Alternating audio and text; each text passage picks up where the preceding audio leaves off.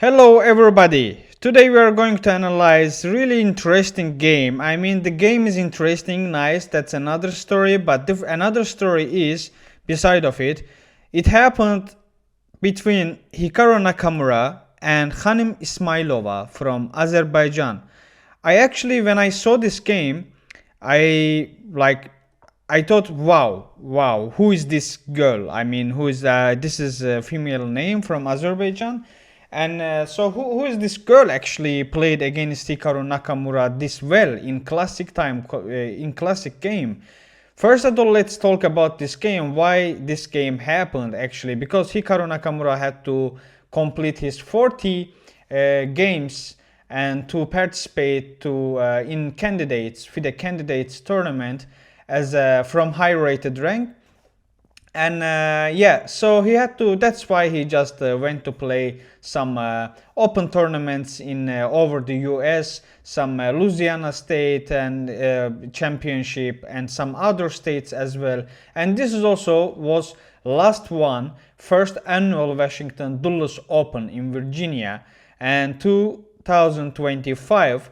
And in first game actually he won his game. Of course he's gonna win his all the games here, but his second game was against Khanim Ismayilova. Actually, after this game I have checked his FIDE, and here we see his FIDE account, and she's pretty young, like only 15 years old, and 2025 classic rated, and woman candidate master.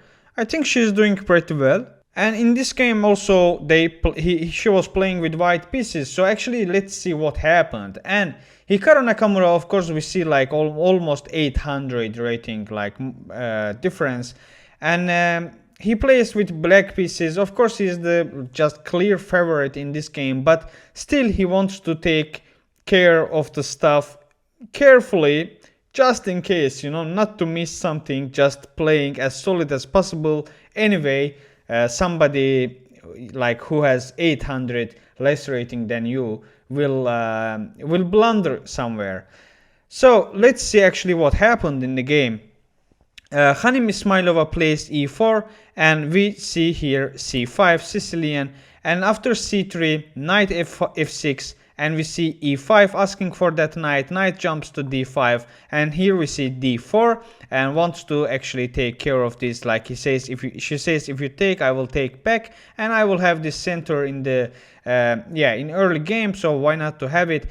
And after e6 knight f3 played, and now Hikaru takes d4, Khanim takes back, and here we see d6. After d6, bishop comes to c4 to attack on that knight. Bishop comes out and preparing the short castle as well, and we see the castlings happened over the board. And after queen e2, bishop d7, and knight jumps to c3, and after until here, by the way, it's 10th move, but it's still pretty equal and pretty nice, and tidy moves appears over the board. And after knight c3 asking for that knight in the center, knight takes c3, beat pawn takes back, and here actually Hikaru makes a mistake. After this, normally when we play against yeah, I didn't play against such top level player, but I mean I can imagine if you play against one of those top players, even when they make mistake, it's hard to make sure it's mistake, because you're thinking it's Hikaru and it's just 11th move, and probably he knows this line perfectly, and probably if you play something that I don't know, and if I think it's wrong, probably it's not wrong, it's just correct, but I don't know that one.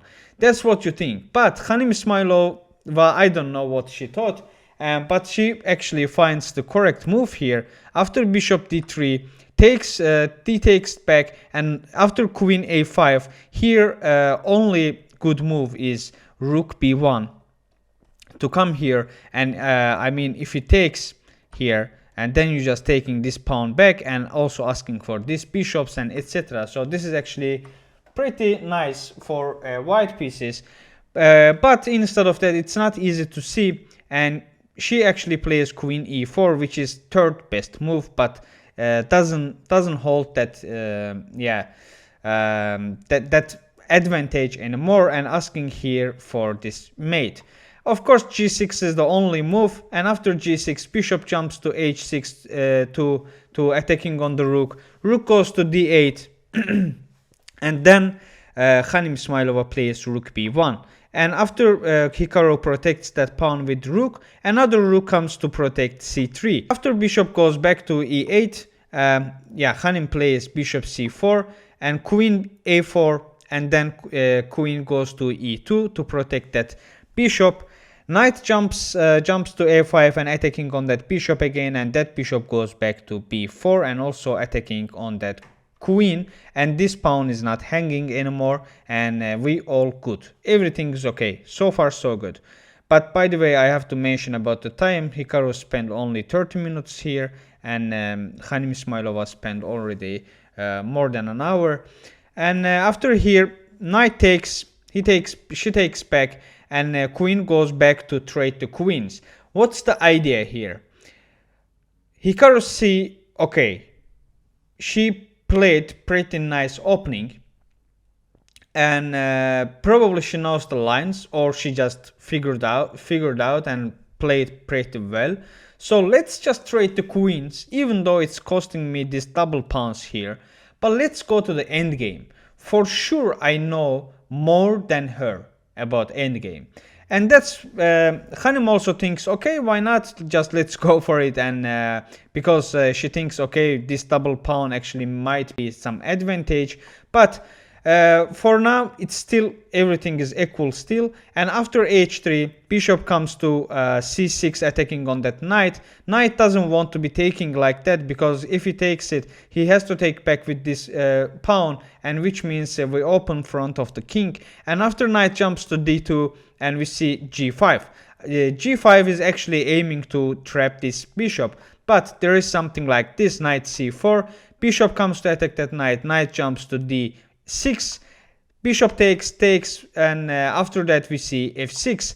After f6 we push h4 because we want to open here, otherwise we're gonna lose this bishop in a bit. And after taking, we attack on c4 to that bishop. And here she actually makes something slightly mistake, let's say, in a great move. Here she's sacrificing his rook because she thinks these pawns will be pretty okay. I don't need that rook. It's okay to sacrifice it. Those pawns will compensate it. Let's see if it will happen or not. And after rook takes b1, king comes to f7 and bishop goes to e3. This was the mistake here. She should have played bishop d2 here and here. That's the idea she should have go for. And but she doesn't see that, and she plays bishop e3. After bishop e3, e5, rook comes to ask for those pawns. King e6. Sorry, rook takes a6, rook d7, and here she make a mistake. And here she actually should play again bishop c1, and afterwards maybe bishop j3 and something like that. But she just wants to come back and protect that pawn. And after h3, she plays g3 instead of taking that. And here king comes to the center, easy. King d5.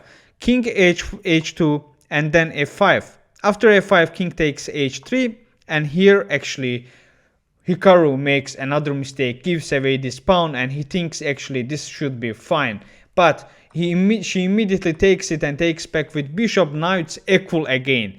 In the opening, he couldn't manage to take some advantage. In the middle game, Hikaru couldn't manage to take any advantage. Then he decided to go to endgame, and at endgame he eventually he catched some advantage, but now he gives that advantage away, and now again it's equal position. But let's see what happened. After queen takes c5, bishop e4, king comes to d5. Here we see another mistake, but which is really hard to see that as a mistake. And yeah, rook comes to b7, but I think I mean Hikaru needs to play this, and then he is just losing. I mean, he has to play. She has to play this one after king goes to e6, and then something like that. This should have done, but instead of that, Hikaru plays rook b7, attacking on that bishop. Bishop goes back, and rook takes d6. Rook a5 check. King hidden behind the rook on e6. Rook goes back to protect that pawn again, and as you can see, it's still drawish and equal position. And rook comes to d3, attacking on b3, and after that, rook a6 check, king f7. Rook comes actually to attack on this h pawn. He cannot take it. He can actually take it. Still, we take it and just trading, but it's going to be equal. And Hikaru probably doesn't want it. After that, but it's still drawish position, because actually, if he will take it, she only needs to get rid of this pawn to make that sure it's going to be equal, because rook against bishop is equal. Rook against bishop, pawn, and another pawn, like, it's equal again. Two rooks against this setup is totally theoretically draw again, but of course practically, especially if it's against such a player like Hikaru Nakamura, it's not that easy to hold it. Rook comes back to h4, rook takes b3, after rook g4 check, king f6, rook f4 check, king e5 comes to the close, and then rook goes back to h4, and still it's equal position, guys. It is still equal position. And after rook g7, king h2, and here we see actually for a lot of moves, Khanim Ismayilova just plays perfect chess, and she is just holding this draw until here, guys. This is the mistake. She just had to keep giving check, and afterwards but not this, because rook h5, which seems pretty nice one, but Hikaru missing that again, because he actually had this one, and after that king g2 and takes this one. Oh no, he doesn't have, sorry, he plays this one again, and then king f3 is the only move. After taking this, it should be rook g4, and this is just, should be winning, but Hikaru missing that again, and he plays rook a1 again, and here king g2. Now it's equal position again. After rook g1, she makes mistake. She should have done king f3, but again, it's not that easy to see. But after here, Hikaru again missing the chance. King d3, it's equal position again. Rook f4, rook b1. What's going on, guys? King h3, and rook comes to protect that h5 pawn, and rook gives a check. Oh, sorry, guys. King e2, rook e3 check, and king finally goes to the f1, and here again she makes a mistake. This is last mistake of her, and after here Hikaru not gonna let her to survive, because white's mistake, because after king h4 there is king g2, because you're letting this king to come in, and there is no way to get rid of it from there. And after rook e5 there is no much to do. After this, just trading, and this is just winning for Hikaru. After h3 she just resigned.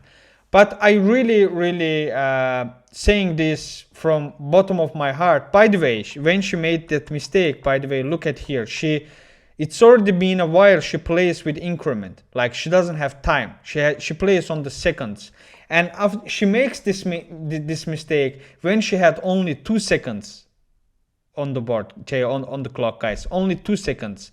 And which is pretty nice game. I really think, like, I sincerely think that she and her parents should be proud of her for this game, for this nice and beautiful game she has done against Hikaru Nakamura. And after this game, Hikaru Nakamura kept playing other games in this tournament, and he finally completed his 40 games, and he officially gonna participate in FIDE Candidates 2026, which is going to held in March, if I don't remember wrong, in Cyprus.